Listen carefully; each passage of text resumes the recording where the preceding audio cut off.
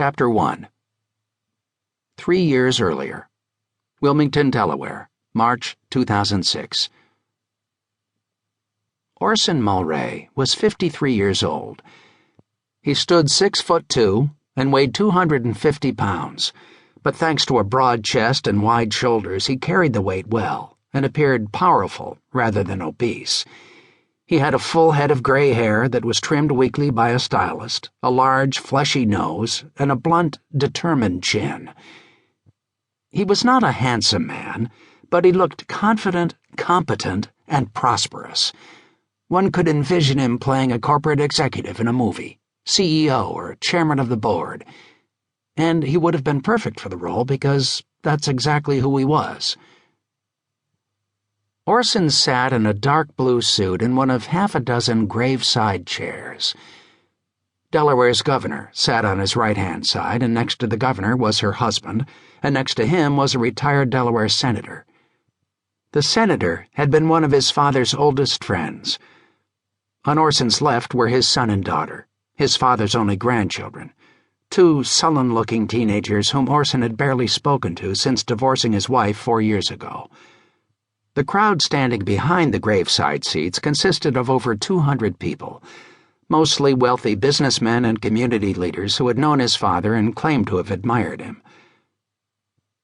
As his father's coffin was lowered into the ground, the governor reached over and took Orson's hand to convey her sympathy and support. He glanced over at her, gave her hand a small squeeze to let her know that he appreciated her being there, then looked straight ahead, his face appropriately solemn, as his father's casket descended slowly into the grave.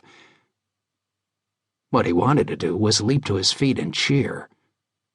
He didn't think the old bastard would ever die. There had been times when he had wondered, as illogical as it sounded, if Clayton Mulray had discovered an elixir for immortality, but finally he was gone. Finally, at the age of 84, his father's small, hard heart stopped beating. And as soon as this farce of mourning was over, Orson Mulray would move forward with his plan to become, quite possibly, the richest man on the planet. Clayton Mulray founded Mulray Pharma in 1953, the same year Orson was born. He worked 18-hour days. He developed an effective sales force, established a research division, and bought patents on promising drugs with money borrowed from greedy lenders.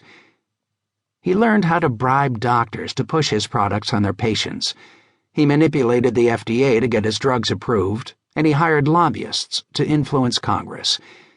He contributed handsomely to those politicians favorable to his endeavors, like the retired senator who attended his funeral. At the time of his death, Mulray Pharma was the 12th largest pharmaceutical company in the world, the 8th largest in the United States, and number 435 on the Fortune 500 list. Its revenues in 2006 were $18 billion, its net income $4 billion, and it spent $3.6 billion on research.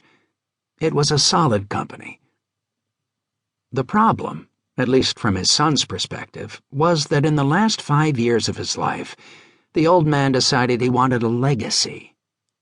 After a lifetime of self-centered overindulgence, Clayton Mulray wanted to do something to help his fellow man, and he tasked Mulray Pharma's R&D division to concentrate their efforts on cost-effective drugs for diseases that affect third-world countries: malaria, tuberculosis, measles, sleeping sickness caused by tsetse flies. Orson attempted to get his father to work on drugs that were more profitable, and on one drug in particular. "Who gets bitten by tsetse flies?" he screamed at the old man. Then he answered his own question. "Fucking Africans, that's who! They don't have any money, you old fool!" But his father could not be deterred, and Orson didn't have the power to overrule him. But now, Clayton Mulray was rotting in a $50,000 casket 6 feet beneath the ground. Following the funeral, Orson, his ex-wife, his children, his ex-wife's lawyer, and a few of his father's oldest servants, the chauffeur, cooks, gardeners, and maids, went to the office of his father's attorney to listen to a reading of the will. Orson sat there stoically as the will was read, showing no emotion.